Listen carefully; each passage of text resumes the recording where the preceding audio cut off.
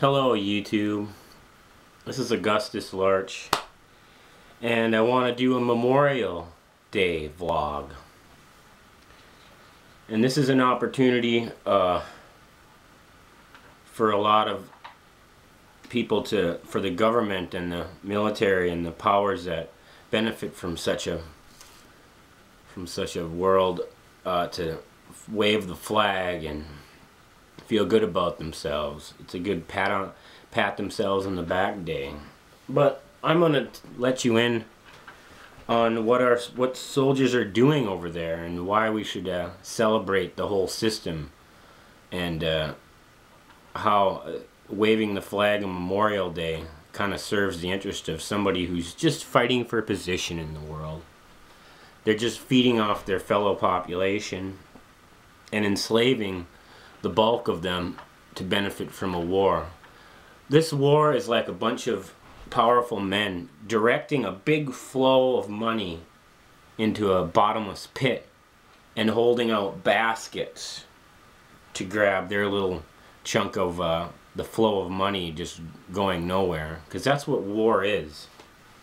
Everything that's produced from war is a cost. It never makes any money back. It's all the people you have to pay, all the equipment you have to field, all the manufacturing you have to do is all cost. None of that stuff makes any money.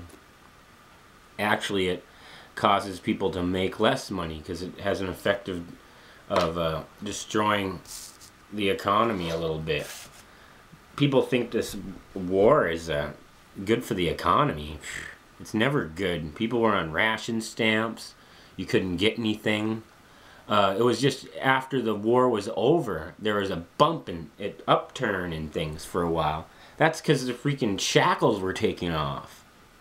And people's collective memory doesn't serve them very well. Let's look at the war on terror. Right after, well, it's a debacle from the start. If you haven't figured out that the airplanes were electronically hijacked, and they probably weren't even the same ones that took off. I don't know, you're living in the world that those people with the baskets at the bottomless, with the flow of money at the bottomless pit want you to believe. Okay? And they wanted to get terrorists to fill up their prisons. You know what they did? They went over to Afghanistan and they said, oh, we'll give 1,000 rupees for any terrorist suspects. And what does that do? It's all the people in town that have the penchant to prey on their fellow person. They just rounded up anybody that they could get their hands on, probably some people that they were envious of, more likely, and just said, fingered them as a terrorist. If they knew any kind of English, man, they had one over most of their neighbors now, didn't they? So they just fill up this Guantanamo Bay with a bunch of people that have nothing, and they waterboard them and torture them. I mean, if you should check out on YouTube, and I've heard some reports from Afghanistan and Iraq, and the waterboarding, it's more than that. We have soldiers over there running roughshod over somebody else's country, gathering up anybody, you know, out of frustration usually, and taking some guy into a tent or a building and slicing out the web of his hand between his fingers with a knife. Deprive them of sleep. Mentally torture them. Physically torture them. All to get, and it's the worst way to get information. I mean, if you do get any information, it's panicked information, and it's probably made up and wrong. But this is what continues over there. We get a bunch of people over there, young soldiers who just, they aren't watched too closely, making fun of the children because they can't speak English and calling them terrorists to their face. Maybe they can speak English. Maybe they're just putting on a show so the insurgents can pick and choose. They're guerrillas, you know. They can't attack everybody. They pick and choose. They tag a unit. They remember faces. They remember how they were treated. And they watch for that unit again.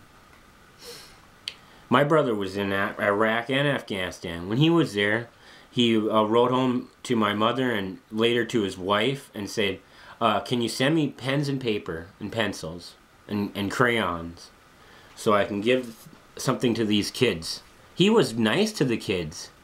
He wanted to know how their day was going, and the rest of his unit was kind of the same. He didn't get a scratch when he was in Afghanistan or Iraq. Goes to show, doesn't it? Like this other person. This happened quite some time ago, in 2003, but remember there was a soldier that threw grenades into a tent? He threw grenades into a tent, and this was in Sunday, March 25th, 2002.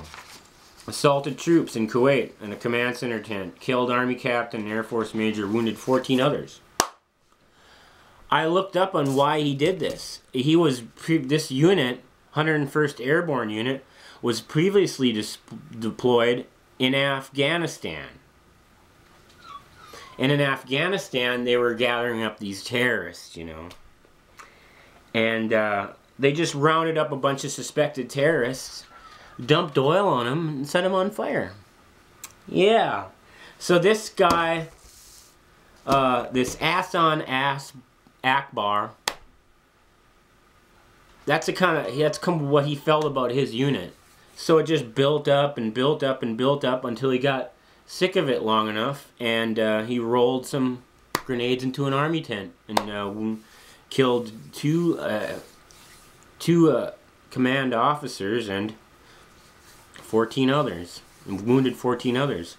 Well, if you saw a bunch of regular guys that were rounded up and labeled terrorists and then later burnt alive, wouldn't that kind of change your outlook on it? Wouldn't that kind of give you a little bit of stress, maybe? And especially, wouldn't it add to the stress if they say, oh, we're not going to talk about that, and we're probably going to do more of it, and you're going to like it? Yeah, I wonder what made him pull the pins on that grenade. So this is what I like to say about Memorial Day. Think a little bit before you start bragging up your military and war in general and saying how we're fighting for freedom. No, we're helping those people with the baskets in front of the bottomless pit with the flow of money going in. We're helping those people kill freedom. You got a lot of money to do what you want to do? Is that freedom? Are you brave to go into a third world country, maraud around the place, and then eventually fail in your mission? What's brave about that? Free. We've got more people in prison per capita than any other country in the world. Yeah, America. Anyway, just remember this. Don't help those people fighting for position and feeding off their fellow humanity with this idea of freedom and war and the military, and let's force people. Let's go and drop a bunch of bombs on a place and see where that gets us. Anyway, this is AugustusLarch, and thank you for watching YouTube. And remember Memorial Day in a better light.